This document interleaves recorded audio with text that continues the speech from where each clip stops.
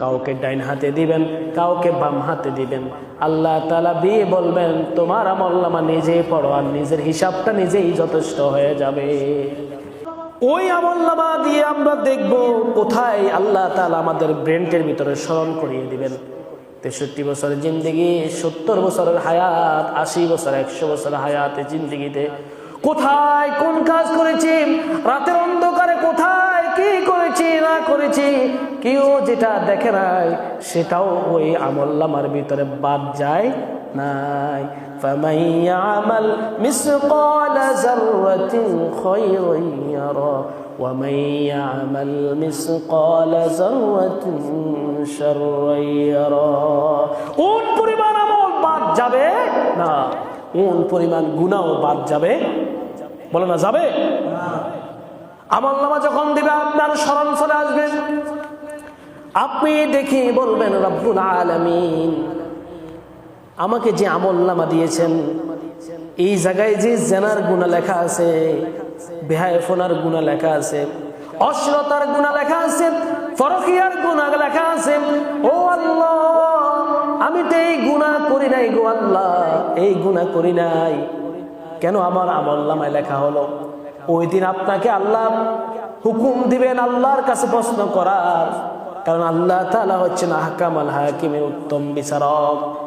আসামির পক্ষে কথা শুনে আল্লাহ বিচার করবে। সুবহানাল্লাহ।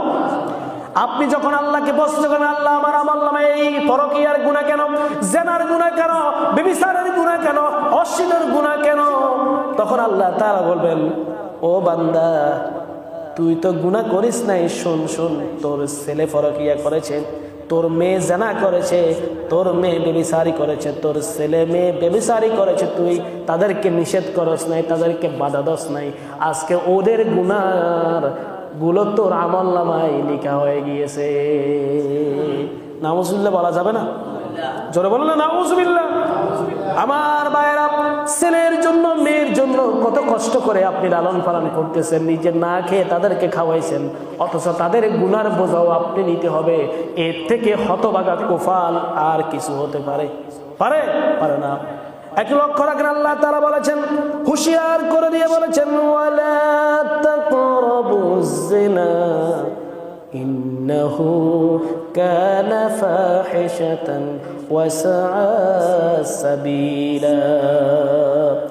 আল্লাহ তাআলা কোরআনুল কারীমের ভিতরে বলেন দুনিয়ার মানুষের লা তাকরাবুজ জিনা, জিনা করিও না, শুধু তাই নয় জিনা করিও না বলে নাই, বরং জিনার দ্বারা কারসেও তোমরা যাইবা না।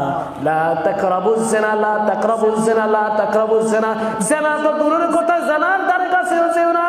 কারণটা হলো ইন্নাহু কানা ফাহিশাতান ওয়া সাআ সাবিলা, এমন একটি রাস্তা, জিনার রাস্তা, অশ্লীলতার রাস্তা, বেহায়াপনার রাস্তা, এটা শয়তানের রাস্তা।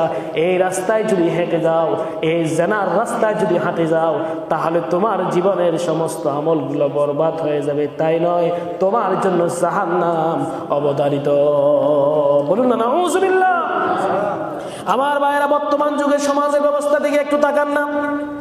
এই যে টিকটক, সোশ্যাল মিডিয়া বের হয়ে গিয়েছে, টিকটকে অশ্লীলতা বেহায়াপনা আছে না নাই? বলে বলেন আছে না নাই? আছে। এই টিকটকের